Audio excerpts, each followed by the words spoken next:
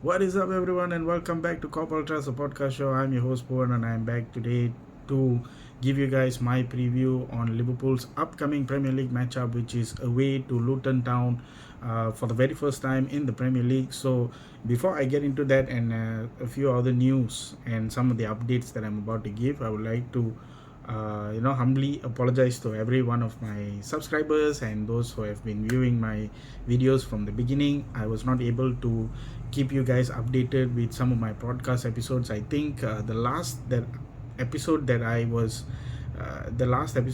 uploaded was Liverpool versus Everton, the preview, and then I wasn't able to do the review. And then subsequently for games like our Europa League games, like against Toulouse, Nottingham Forest, and Bournemouth recently as well, I wasn't able to do it because I had a huge amount of workload as well, and then I had some personal commitments, and as well I also had a short vacation trip that I had as well. So all of this were happening one at a time, consistently, that I wasn't able to even consistently bring you guys some episodes from my podcast. So nevertheless, I'm back. I think it's high time that I have to continue back. I don't want to lose my passion for doing these podcast episodes for you guys, especially when it comes to Liverpool FC. So, without further ado, hope you guys accept my humble apologies, and let's go into our preview in the match against Luton Town. So, it's going to be our very first time facing Luton Town in the Premier League. But then I do remember many years ago we did face Luton Town in the FA Cup. So come to going back, strolling down memory lane, I do still remember myself watching I think a lot of the Malaysian viewers, those who watch football in Malaysia, you do definitely would have Astro. So when I was very young at that time, when I was going to school and whatnot, I did come across Liverpool playing against Luton Town, and it was in the FA Cup. So I think it was most probably around 2011, if I am not mistaken, because that was around probably the time where Rafa Benitez was in charge of Liverpool. Was not post Rafa Benitez. We were still under the management of Rafa Benitez, and also George Gillette and Tom Hicks, and the very infamous ownership of Liverpool at that point in time. So at that point in time, we were facing them away, if I'm not mistaken. We did draw against them 1-1. We had to do a replay, and then we went to it's an FA Cup third round, so we played the replay at Anfield and we smashed them 5-0 at Anfield. So they are actually more of like a very small club. So we'll be going to Kenilworth Road, which is where Luton Town Stadium is located at. Their seating capacity is not so much. As far as I've read about Luton Town's stadium capacity, is about 11,500 to 12,000. So very interesting to see how many Liverpool fans are able to get seats to actually go watch this game in Luton Town, especially. So very interesting, and I think it would be a first time for Luton Town to actually face us in the Premier League. Looking at our current squad, how the way it's looking, and our current form, definitely looking forward to us getting the 3 points against Luton Town, unfortunately for Luton Town. So currently we are now in the top 4 of the Premier League as it stands. But Luton Town, unfortunately, despite getting promotion and whatnot, they haven't had a proper run in the Premier League as well. So if you really look at it, Luton Town are actually in the bottom 3. So relegation has started early. Relegation battle has already started earlier for them, with the likes together with the likes of Burnley and Sheffield United, who have been in terrible form right now. Because they've only gained 1 point from 10 Premier League games. So worrying moments for them, a very worrying season for them. But let's see, things can change over the course of a few months. We do have Christmas break and New Year's coming in, Boxing Days will be coming up. So let's see if fortunes change for the teams at the bottom of the Premier League. So with Luton is concerned, they've played 10 games, they've only won 1, drawn 2, and they have lost 7. So their form is not very good. Their goals for this Premier League season is they've only scored 9 currently, but they have conceded 20, so hopefully we can add about 3 or 4 goals when we are facing them, so we can score that way. And their goal difference is about -11, and they've only have 5 points, which they have 1 point lesser compared to Bournemouth, who have 6. So these 4 teams are currently in the scrap, in the absolute battle for relegation and staying alive in the Premier League as well. So Luton Town, so far that's what it is. A little bit of some insights is, like I said, their first meeting. We've met before in the FA Cup third round. It was yes, it's in since January 2008. So that's been quite a long time. It's been some very long time. And another insight into Liverpool, Luton Town versus Liverpool, is that Liverpool have lost just one of their last 10 meetings with Luton in all competitions. That means you go back till 1991. So last their 10 meetings with Luton in all competitions, they've won 5, drawn 4, going down 3-1 at Kenilworth Road in February of 1991, which is the year that I was born. So you see, it's been 30 years since we've seen Luton Town participating in the Premier League, getting promoted, and 30 years after that, now I'm able to watch them in the Premier League competing. So another insight is Luton are unbeaten in their last 4 home league games against Liverpool, which is quite interesting. 1-2, drawn 2, with this the first such meeting since a goalless draw in August of 1991, still dating back to the last 30 years as well. So another insight, I'll continue. Luton are yet to keep a Premier League clean sheet in 10 games this season. The first time they failed to keep a clean sheet in their opening 10 league games since 2019 and 2020 in the Championship. In what is their first ever season in the Premier League, they are looking to avoid becoming only the second team to concede in each of their first 11 games in the competition, along with Leicester in 1994. So that is considered worrying stat as far as Luton Town are concerned, but not so much as us. But we do have a tendency to concede and whatnot, so let's talk about that later. So another last insight for you guys is that Liverpool have lost just one of their last 21 Premier League games, won 14 and drawn 6, with a late defeat to Spurs in September, which recently happened. We have, however, lost our last 2 away games against newly promoted sides, last having a longer such run between December of 2010 and March of 2012. So we've won 4 in a row. So another good stat to keep an eye on as well. So we are currently having a good run of games. We won against Toulouse. We won, I think, 2-0.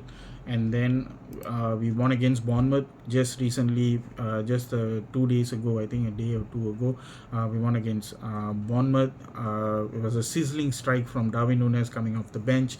It was absolutely fantastic. I don't want to go too much in the reviews as well, because to be really honest, to watch that game, I struggled a lot to find a lot of links to watch the Bournemouth game for the EFL Cup. So nonetheless, we have won the Bournemouth game in the Carabao Cup.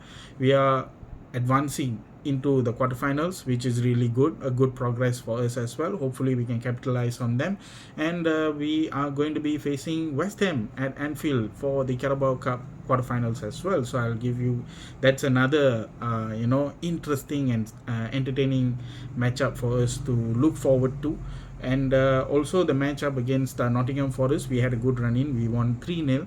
And as well as the big one, which I was not able to do the review, which was Liverpool versus Everton, Merseyside derby, Ashley Young red card and whatnot, and we won 2-0 as well. So it was a really good scoreline. Yes, Liverpool against Toulouse, we actually won 5-1.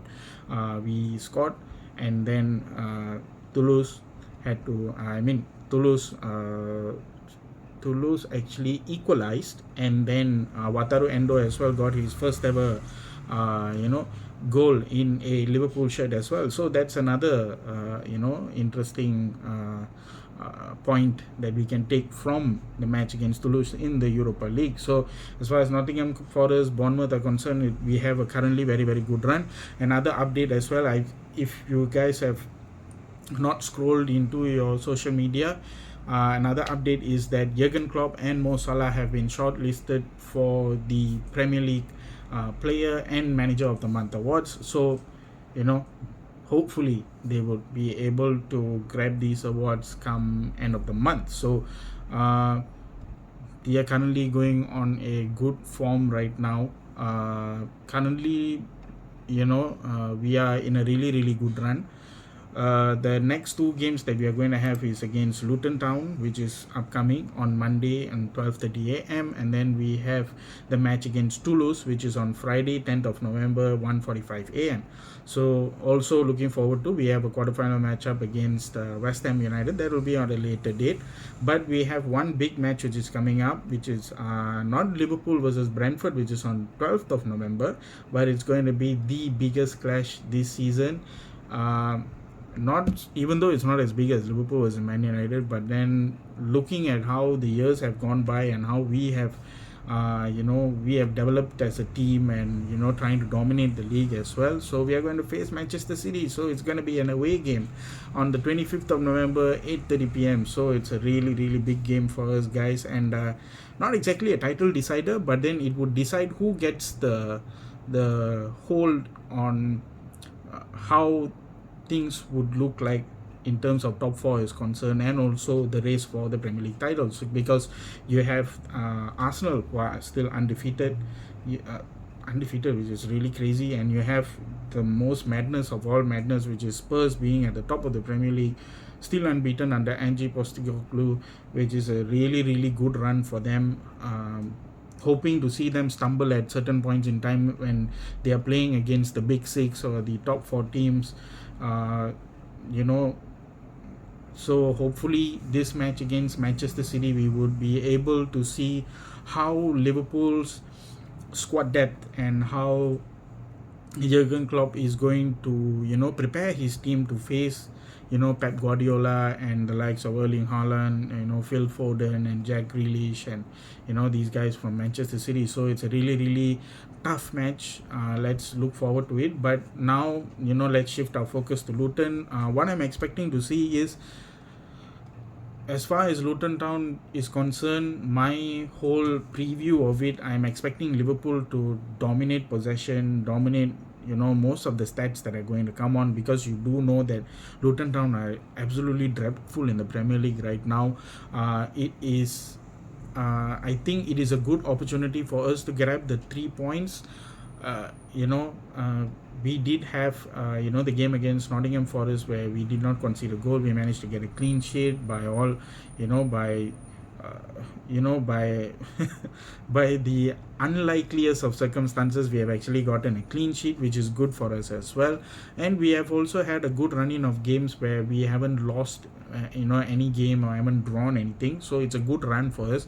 So Luton Town is just there for the taking. So I'm just expecting Liverpool to go grab the 3 points from Luton Town, have a good time.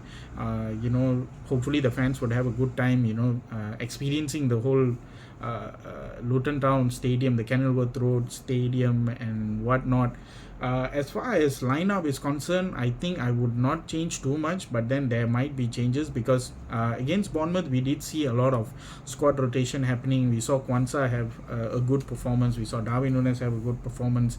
So most probably in this game you would see the likes of Darwin Núñez, Diogo Jota and also Mo Salah having being selected to be the front three. And as far as front three is concerned, I would like to give a shout out to Luis Diaz's family as well, and also to Luis Diaz, who is currently facing a very, very dreadful situation, a situation no family that should be that no family should be experiencing right at the moment, having your parents kidnapped from you by terrorist groups and whatnot. So I will jump quickly into this one. So apparently now Luis Diaz's father is actually kidnapped by a Colombian terrorist group, which is ELN. So I'm not sure what ELN actually stands for, because no one has actually mentioned about it, but they've only given a short-term name for a short abbreviation of it, which is ELN, which is a terrorist group from Colombia. So Luis Diaz's father is kidnapped by the terrorist group. So the Colombian government have already confirmed about it. So they're actually a guerrilla group, so terrorist group, they are one and the same. Diaz's father, Luis Manuel Diaz, was kidnapped along with his wife Silenis Marulanda on Saturday night in the town of Barrancas La Guajira. So, very, very sad news to actually hear from, especially from our players, from one of, a player of our own, Luis Diaz, having to experience all this. He had a good run of form as well. He played in many of these games that we had a good run up till now, and then for something like this to happen is very, very unexpected, and family comes first. So just hoping and praying that all is well, and hopefully Luis Diaz's father comes back in a safe condition. Hopefully there is nothing negative untoward to happen to him. Just let's all pray. Not only just this, a lot of the things which are happening in Palestine and whatnot, I don't want to go into that, but just pray, guys. The world needs all your prayers, all your hope. Let's make the world a better place, man. All we need right now is just peace, man. All we need right now is peace. If I could put it in a very simple manner, we aiming for is peace, not war. It's love, not war. That's all we are ever looking for. So now I'm going back to Luis Diaz one. So immediate police intervention saw the swift rescue of Marulanda. So a few days ago, we also had a news that Luis Diaz's mom had been saved by the police in Colombia. But Diaz Sr. remains missing, with police and army forces searching mountain ranges and jungles. So, there had been fears the Liverpool winger's father had been smuggled into neighboring Venezuela, but this has since been dismissed. So, thank God for that. Luckily, nothing, being kidnapped is one thing, but then being kidnapped and also being smuggled into another country is another worse. It couldn't get even more worse for him, and Luis Diaz's family. So following a reported arrest in Barrancas on Wednesday morning, various outlets in Colombia have reported confirmation of the group behind the crime. So Semana, Cambio and El Tiempo, which are all these newspaper reporters and whatnot, so all corroborate word from the Colombian government that the National Liberation Army, so that's what ELN stands for, National Liberation Army, orchestrated the kidnapping. ELN, who have been operating since 1964, are a guerrilla group recognized as terrorists by Colombia, Venezuela, the United States, Canada, and the European Union. And there is a government statement here. A government statement signed by peace negotiator Oti Patino reads, today we have officially learned that the kidnapping perpetrated on October 28 in the Barrancas department and Silanes Marulanda, father and mother of the soccer player Luis Diaz, were victims, was perpetrated by a unit belonging to the ELN. Although Mrs. Marulanda was released a few hours later, the father is been kidnapped for 5 days. So there have been peace talks going on, so hopefully all goes well. We remind the ELN that kidnapping is a criminal practice violative of international humanitarian law. So there's I don't want to go too political about it because it's going too much into that. Just let's all hope and pray that all is well. Hopefully Luis Diaz gets good news that his father has safely returned to his family, and let's pray for peace, man. Let's hope that none of this happens to any other person, not just Luis Diaz, not just in the Premier League or any footballers, not just Luis Diaz, anyone in the world. None of this should be happening.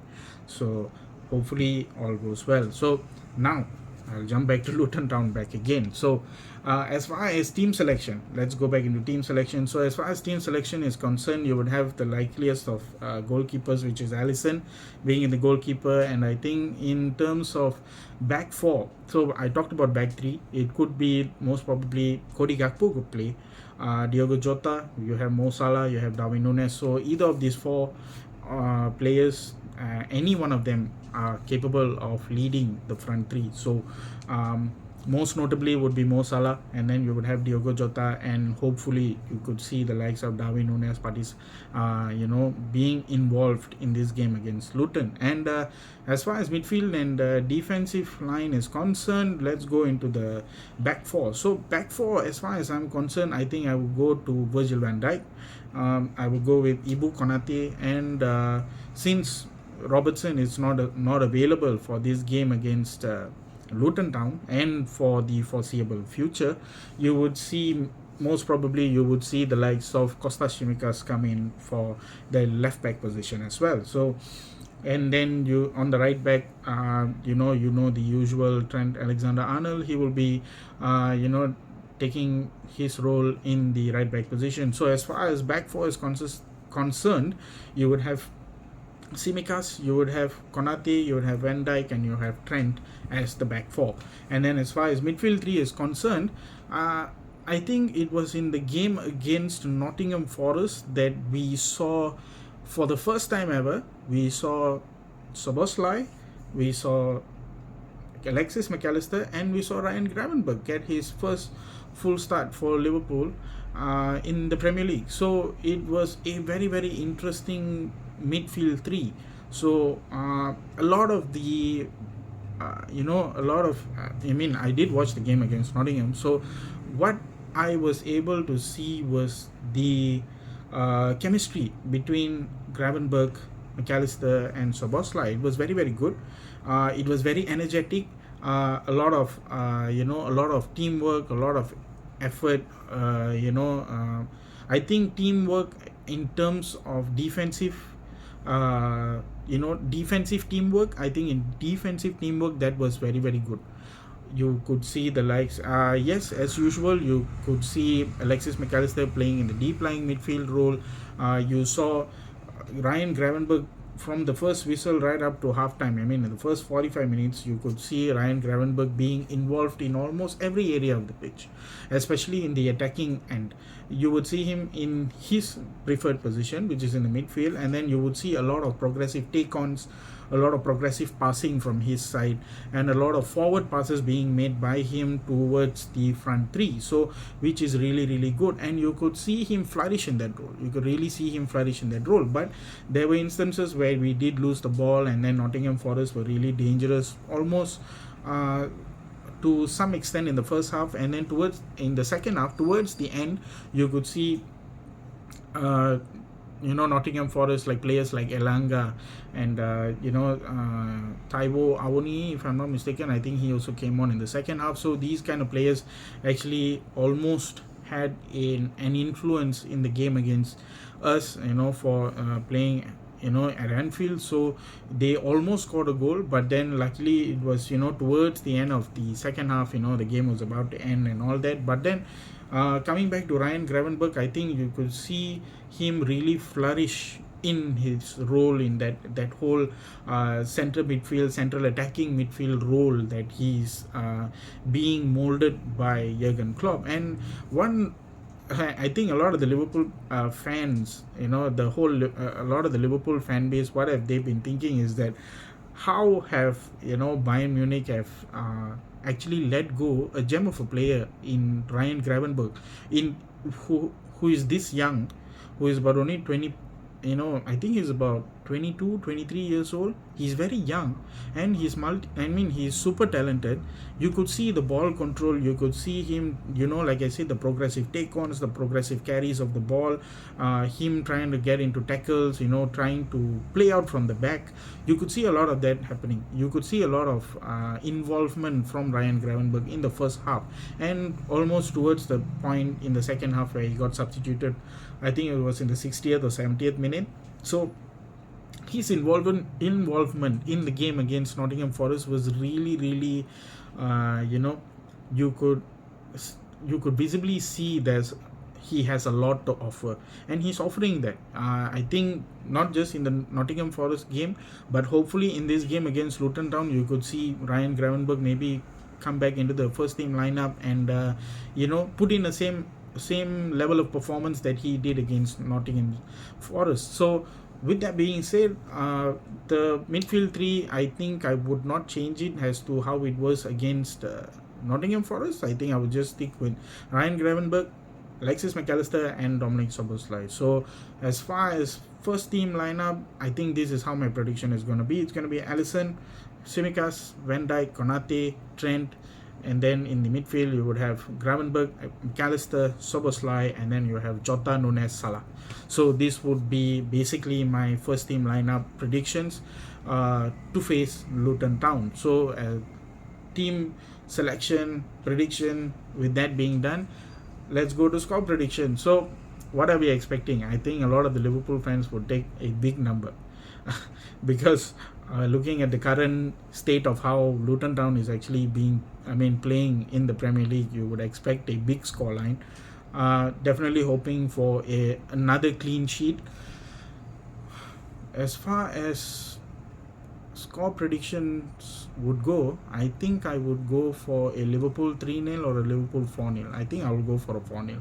I'll go for a 4-0 Liverpool win, and hopefully we can get the 3 points against Luton Town. So with that being said, the review has been done, and I would like to give you guys a small update as to how our fixture list is going to be come December, how our league fixtures are going to be for the month of December. Actually, I'm looking at it right now.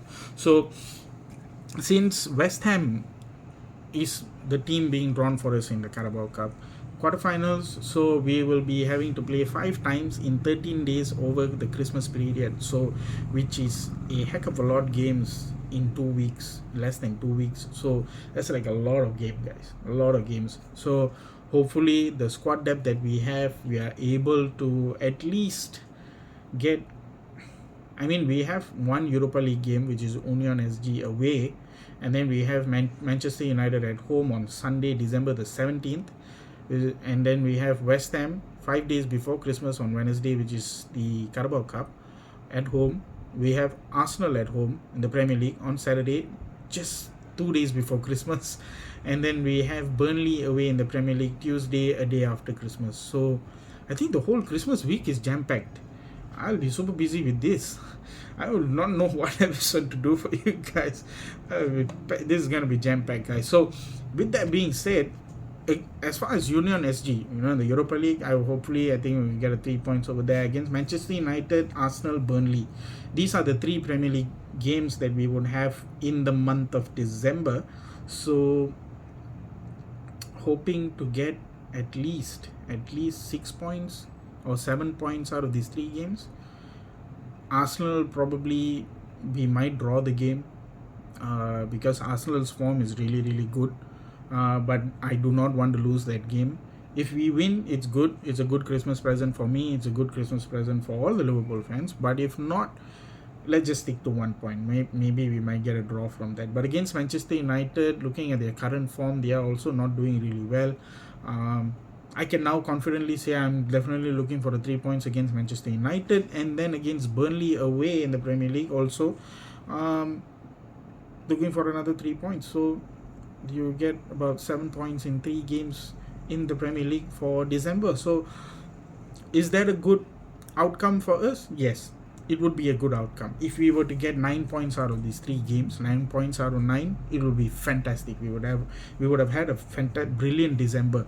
But if we want to be realistic, if we really want to be realistic, guys, just see, we need to see how it goes. So we won against Bournemouth, that we have now West Ham, and then now in the middle of the home clash, and then 4 days of the trip. On December 9th we have a game against Newcastle as well. So sorry, not Newcastle, Crystal Palace. So we have a game against Crystal Palace on December 9th. So we have Crystal Palace, we have Manchester United, Arsenal, Burnley, and then we host Newcastle on New Year's Day. We did win against Newcastle with 10 men. What's to say we are not able to beat them at Anfield? So you have 3 points against Newcastle. Hopefully we could beat them at Anfield.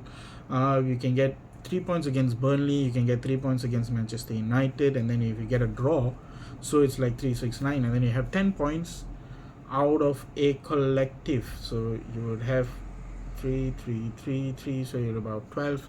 If you get 9 points out of 12, is that a good return for us? Yes, it's a good return. I think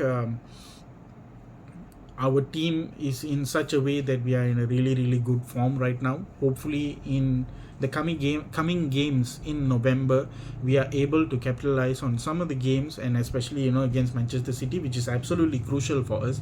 So hopefully we can win against Manchester City as well. It will be a tough task for us, but hopefully we can get 9 points out of 12. it's a really good return for us.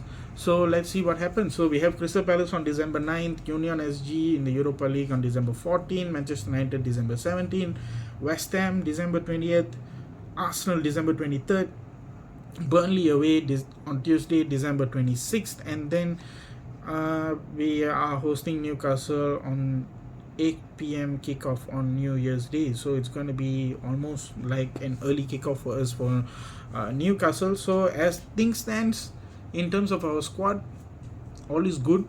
Hopefully there are no, hopefully there are no other potential injury concerns for us in the coming months, meaning November up till December, then up till New Year's Day. So avoiding injuries in these next 2 months, I mean it's November and December, it's absolutely crucial for us because we have big games coming up. Hopefully we can compete with the best of them in the Premier League, and hopefully we can get some points heading into December. Leagues are won during Christmas, especially during December and Boxing Day. So let's see what happens because West Ham are still yet to lose. Arsenal are still yet to lose. Hopefully we can be the team to beat them, but if you realistically speaking, drawing against them proves much of a better deal for me rather than losing to them, not just losing but then losing heavily against them. So let's see what happens. In terms of injuries are concerned, Ben Doak, Stefan Bajcetic and Conor Bradley have already come back from injury, but Thiago is still sidelined from injury as well. So far as injuries are concerned, that is it. We do have Thiago who is being sidelined, and then we do not have Luis Diaz as well for personal reasons. So hopefully all is well, everything gets better. So with that being said, I have come towards the end of my podcast episode. So thank you so much for taking your time to listen to my episode today. Apologies that I wasn't able to do the past 3-4 episodes for all the other matches. So with that being said, thank you so much for watching this episode. Hope you guys have a good time ahead. Have a good weekend. Game's not until Monday for us in Malaysia, so it's going to be 12:30 a.m. on Monday. So it sucks because Monday blues, because we have to get up for work. So that's the reality of life, guys. So with that being said, thank you so much. Hope you guys have a good weekend ahead, and see you guys soon with the review episode. I will definitely do it for you guys. So hopefully smash the like button, like, share, follow, subscribe on my YouTube channel. You guys can head on over to my social media pages as well, which is on TikTok and also on Instagram. I'll be uploading this episode on Spotify as well. With that being said, thank you, enjoy your weekend, take care, and see you guys soon, and you'll never walk alone. Take care, guys.